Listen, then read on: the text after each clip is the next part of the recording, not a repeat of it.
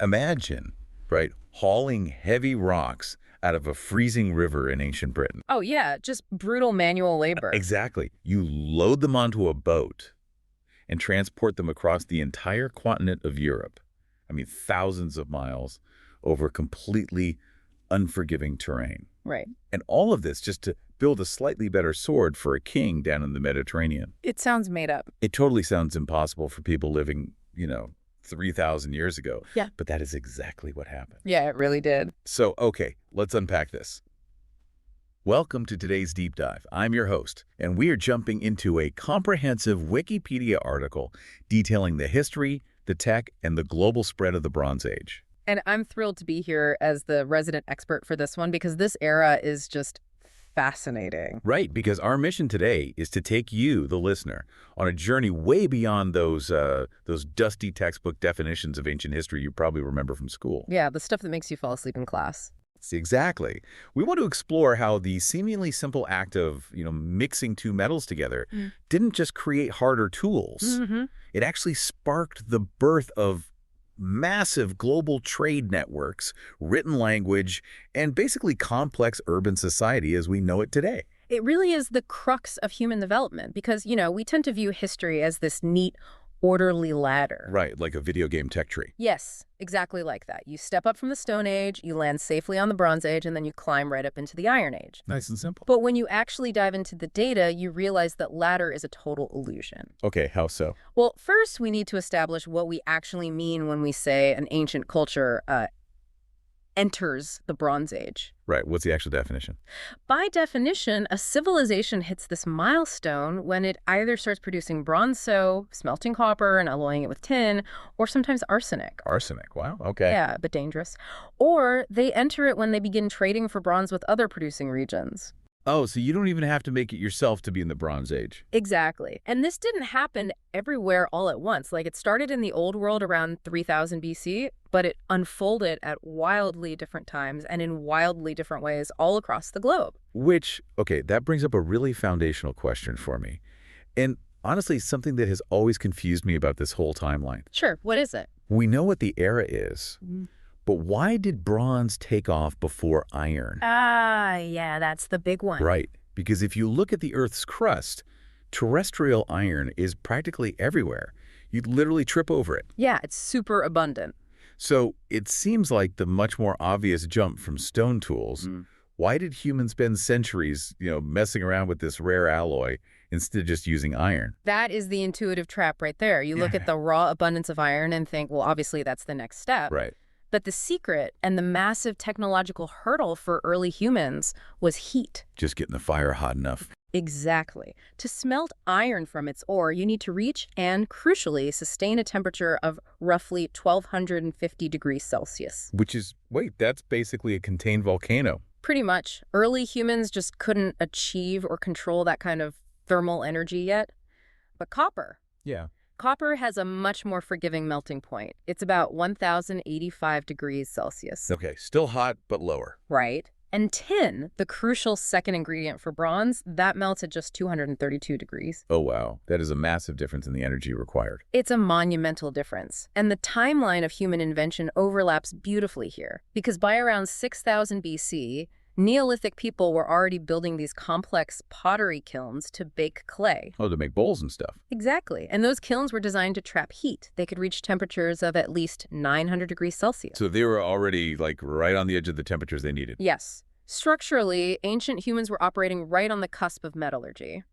That pottery tech put the melting of copper and tin totally within their grasp. That is so cool. Right. In fact, we see the very earliest known bronze in the Makop culture of the North Caucasus as early as the mid-4th millennium BC. The North Caucasus, okay. Yeah, though they were using arsenic instead of tin to make what we call arsenical bronze. Okay, so it's sort of like a baking recipe. How do you mean? Like, you finally engineer an oven that works perfectly.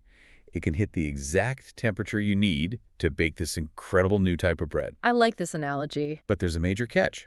One of the crucial ingredients for this new recipe tin is incredibly rare in nature. Oh, exceptionally rare. I mean, copper is relatively common, right? Right.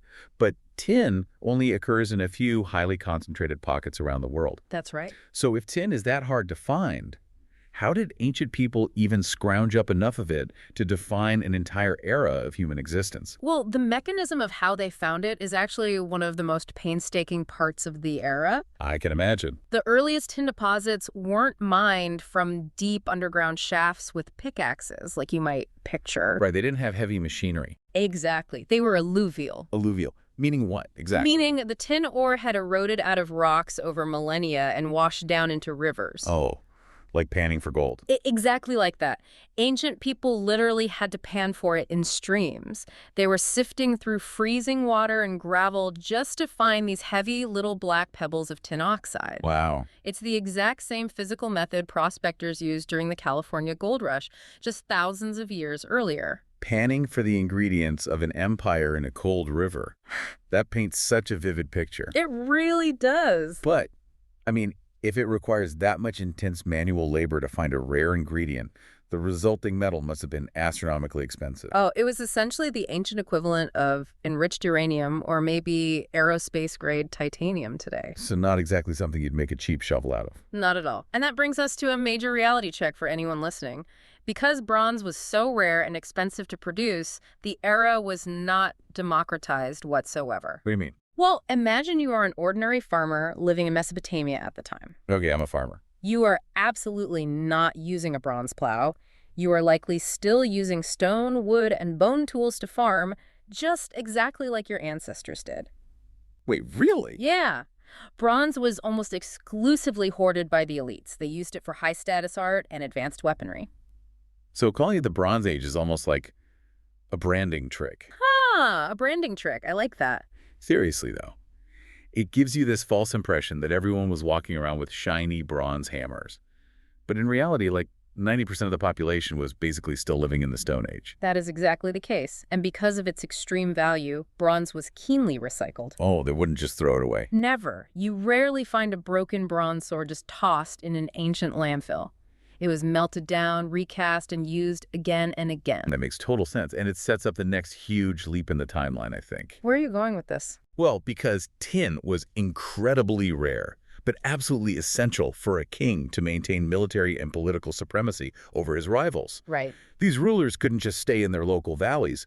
They had to go out and secure a tin supply. Yes. And this desperate need for a single raw material basically forced the creation of the first truly globalized economy. You hit the nail on the head. The logistics of it are staggering to think about. I bet. You have these massive, booming empires forming in places like Mesopotamia and Egypt. Right, the classic ancient civilizations. But geographically, they are completely starved of the raw materials needed to maintain their dominance. So they establish these extensive, highly complex trade routes to funnel those resources inward. Yeah, the sources mention these massive river routes like the Nile, the Tigris, the Euphrates, acting as this ancient interstate highway system. Precisely. And then you have these brutal overland caravan routes, too, which apparently only became possible because humans had recently domesticated the camel. Yep, the ships of the desert. So they were linking unimaginable distances.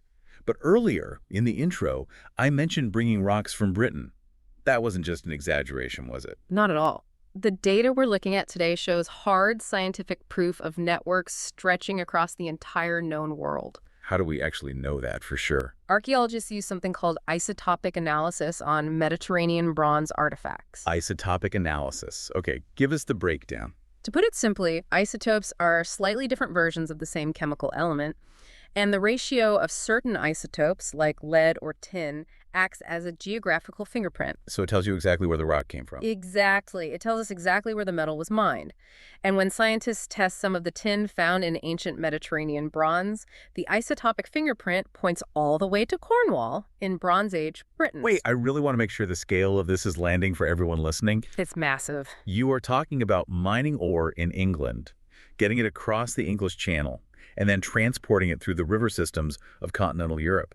Or sailing it around the Atlantic coast. All the way into the Mediterranean Sea, thousands of years ago. Yep.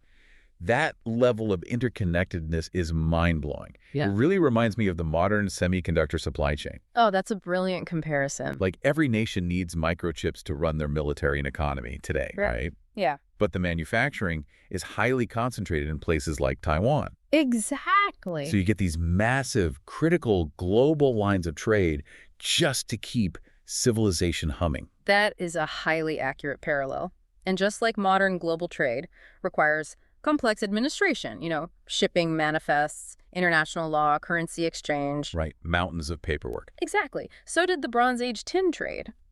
Moving heavy goods over thousands of miles, dealing with different languages and cultures along the route, it creates an immense logistical weight. You have to keep track of it all. Yes, and that administrative pressure directly fueled the need for record keeping. Which leads to the invention of writing. There it is. Cuneiform in Mesopotamia, hieroglyphs in Egypt. Yeah. But I want to challenge that narrative a little bit, if I can. Oh, please do. Is it truly a direct cause and effect relationship? Like, did the tin trade actually create the need for writing? Okay, I see where you're going. Or did writing just happen to develop at the same time because populations were booming and people were gathering in these massive cities like Uruk? Wouldn't they need writing just to track local grain taxes anyway? It is definitely a symbiotic relationship, for sure. But scholars heavily emphasize trade as the primary catalyst. Why is that? Well, here is the mechanism at play. If you are a local chief tracking 50 bushels of wheat from the farm next door, human memory and maybe a few tally marks on a stick might suffice. Sure, you can remember your neighbor's debt. Right. But when you are a sprawling empire tracking luxury goods, spices, textiles, and precious metals arriving via multiple caravans from hundreds of miles away, Okay, yeah. human memory categorically fails. You need a permanent, standardized system of accounting. Writing emerges primarily as a tool of state commerce. And crucially, whoever develops writing first is generally recognized as transitioning out of prehistory and into recorded history. Because now they aren't just leaving behind, trash and ruined walls. They're actually leaving us receipts.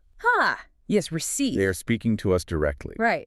And these expansive trade networks didn't just move physical metal and spices. They served as conduits for ideas. Oh, like technology transfer. Exactly.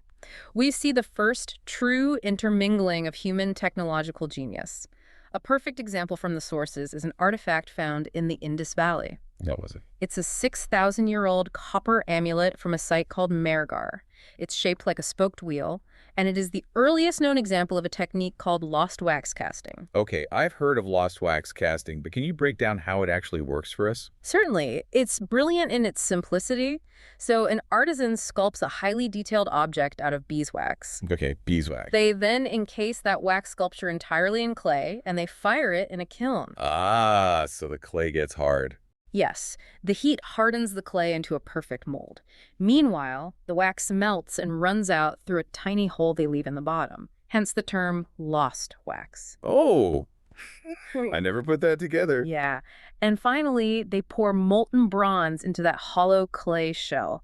Once it cools, they break the clay, and it reveals a perfect metal replica of the original wax sculpture. That is incredible engineering for 6,000 years ago. It really is. And the fascinating part is that we find evidence of this exact, highly specific technique in the Indus Valley, across the Iranian plateau, and over in Mesopotamia. So they were sharing the tech. Yes. That kind of shared technological methodology is the direct downstream effect of these deeply interconnected trade routes. Okay, so the Mediterranean and the Near East are using bronze to drive this brutal utilitarian trade and military machine. Right.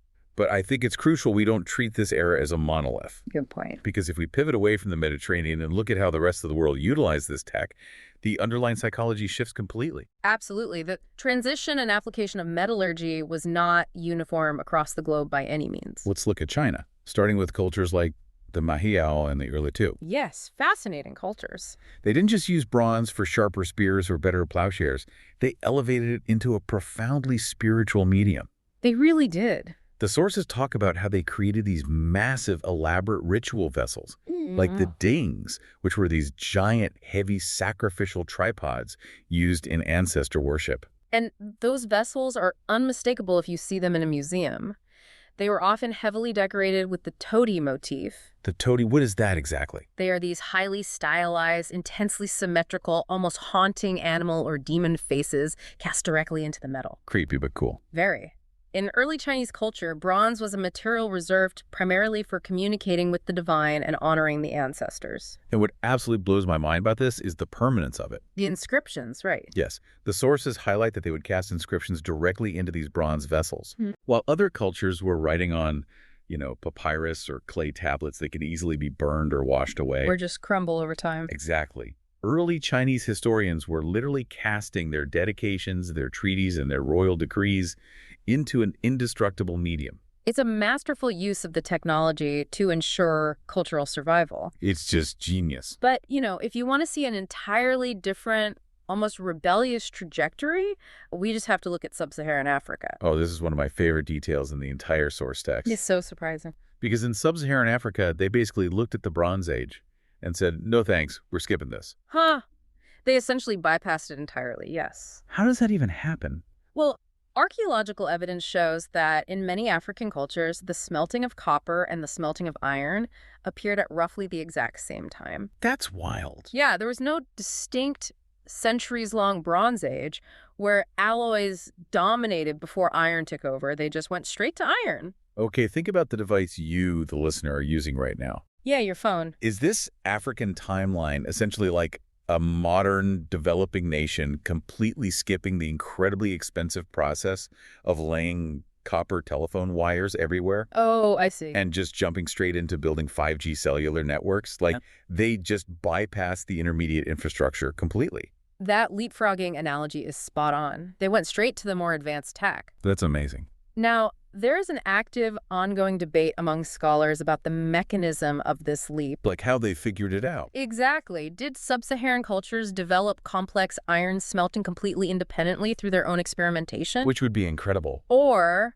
was the knowledge introduced across the harsh barrier of the Sahara Desert, or via the Indian Ocean trade winds? Right, from travelers. Regardless of the origin, the result completely shatters that orderly stone bronze iron ladder we visualize in museums. It totally breaks the ladder. It does. And speaking of how technology travels, the sources highlight a massive archaeological mystery back in Asia that shows just how wild human migration could be. This brings us to what archaeologists term the Sema Turbino phenomenon. Right.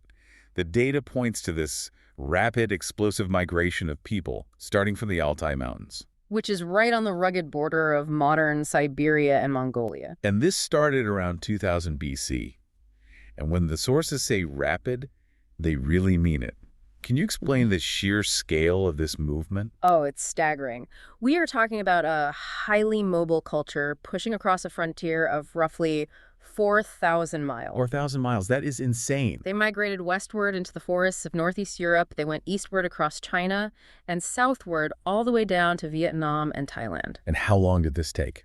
The archaeological record suggests this massive expansion happened over the course of just 5 or 6 generations. 5 or 6 generations. It's incredibly fast. Just to cover an entire continent, bringing advanced bronze metallurgy and in some areas the revolutionary technology of horseback riding. Yeah. It fundamentally changes how you view ancient humanity.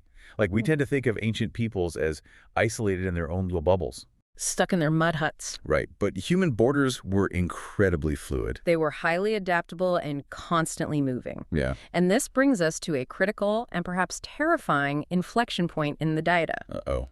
Terrifying how? Well, we've established this highly interconnected, booming global economy spanning vast distances, right? Right. It relies on specialized manufacturing, international shipping, and complex supply chains. Which, again, sounds exactly like the modern world. It does, but high connectivity carries a fatal flaw. Okay, what is it? It's not like a house of cards falling. It's more like an apex predator in a highly specialized ecosystem. Go on.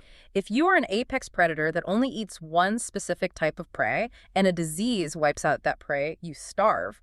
The entire system is rigid. Oh, I see. And that specialized rigidity is exactly what caused the late Bronze Age collapse in the Aegean around 1200 BC. The collapse. Yeah, you have these massive, seemingly invincible empires, the Mycenaeans, the Minoans, the Hittites, and within a very short window, their palaces burn and their societies just fall apart.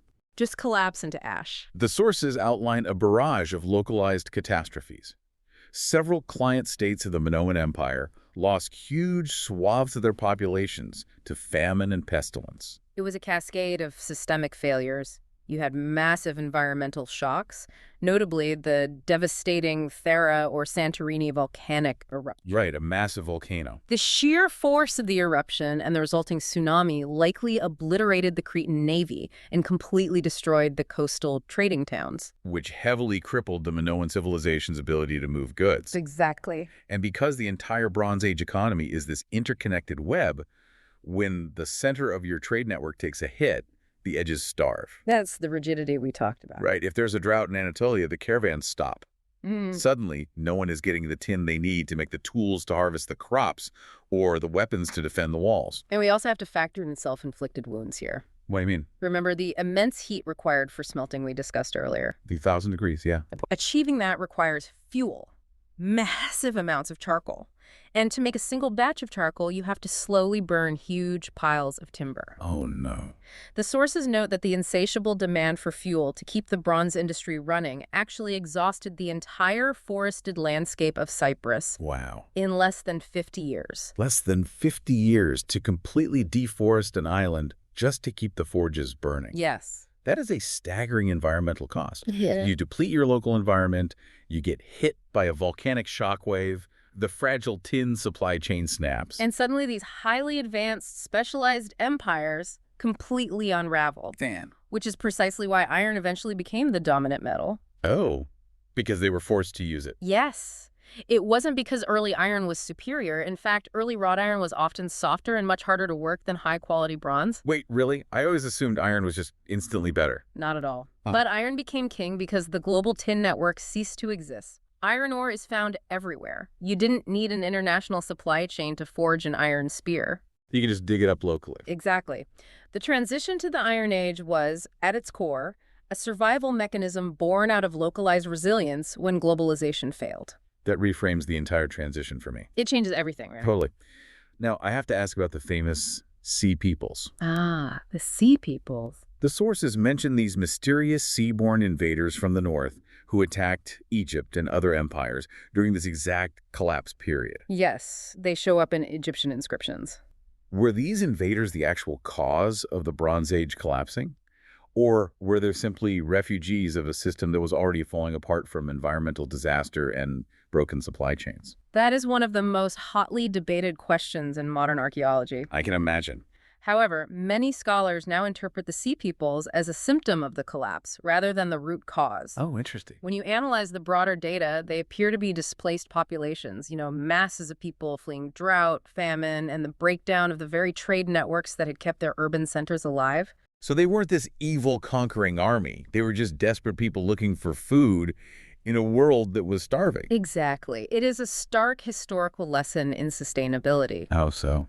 These ancient client states relied so heavily on the distant resources of the empire, and specifically on a single, highly fragile trade network for tin, that when disaster struck, they had zero local resilience. Yeah, they were trapped by their own efficiency. Right. Their entire economic model was built on globalization, and they couldn't pivot when the global flow stopped. So to distill all of this down for you listening, the Bronze Age was far more than just a chapter where humanity learned to make harder swords. Much more. It was the crucial era that birthed written administration, massive global supply chains, and the very concept of urban interconnected civilization. It was the moment humanity first went global. Exactly. It was an era of profound innovation, proving that technological leaps, whether alloying metals or inventing the written word, carry deeply complex, often unintended consequences. And this isn't just dusty ancient trivia. The invisible logistics you rely on every single day, the complex international shipping networks bringing out-of-season fruit to your grocery store or microchips to your car factory. All of it.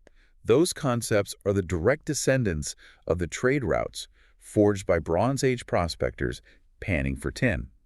We are operating on the exact same principles of long-distance dependency. The foundational architecture of trade hasn't changed. We've simply swapped out the materials being traded. Which leaves us with one final lingering thought to mull over. Let's hear it. The mighty, hyper-connected Bronze Age collapsed because they structurally exhausted their local environments, like deforesting Cyprus for fuel, and built their entire civilization on the constant importation of a single, highly localized, critically rare resource. Tin. Right. And when the environment pushed back and the supply chain broke, their civilization went dark. You did. Today, our modern world is entirely dependent on burning fossil fuels and extracting incredibly rare earth metals from highly concentrated pockets of the globe to power our digital lives. The parallels are definitely there. Are we building a system that is infinitely more brilliant than the Bronze Age, but structurally just as prone to a sudden dark age? It is the ultimate question of resilience, isn't it? History shows us that no network, no matter how vast or profitable, is immune to the limits of the natural world. It definitely makes you look at that clean, orderly museum timeline a little different. Oh, for sure. The jump from stone to bronze to iron isn't just a ladder of smart inventions. It's a chaotic, messy story of human ingenuity, environmental limits, and brutal survival. Well said. So the next time you see those neat little eras laid out, remember, the reality of how we got here is always a lot more murky. Thanks for joining us on this deep dive.